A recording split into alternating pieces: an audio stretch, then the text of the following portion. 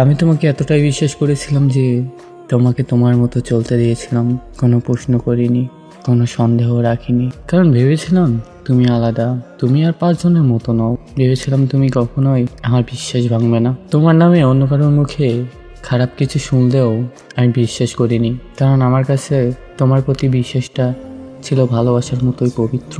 আমি ভেবেছিলাম মানুষ ভুল বলতে পারে, কিন্তু তুমি না। কিন্তু নিজের চোখে দেখা সত্য কি মিথ্যা বলে মেনে নেওয়া যায়? তুমি যে এভাবে ঠকাবে এত নির্দয়ভাবে কখনো কল্পনায় আসেনি। তখনই বুঝলাম কথায় আছে ঠিকই, বিশ্বাস করা ভালো, কিন্তু অন্ধবিশ্বাস সবচেয়ে বেশি ভয়ঙ্কর। আর আমি তোমাকে সেই অন্ধবিশ্বাসটাই করেছিলাম, আর সেই বিশ্বাসের মূল্য দিচ্ছি প্রতিটা নিঃশ্বাসে। না পারছি তোমার করা কাজগুলো মেনে নিতে, না পারছি নিজের মনটাকে শান্ত রাখতে। ভেতরে ভেতরে প্রতিদিন একটু একটু করে ভেঙে যাচ্ছে আমি। আমি তো তোমার কাছে অসম্ভব কিছু চাইনি, কম ভালোবাসাও তো দেয়নি, শুধু বিশ্বাস করেছিলাম। আর সেই বিশ্বাসটাই ছিল আমার সবচেয়ে বড় ভুল।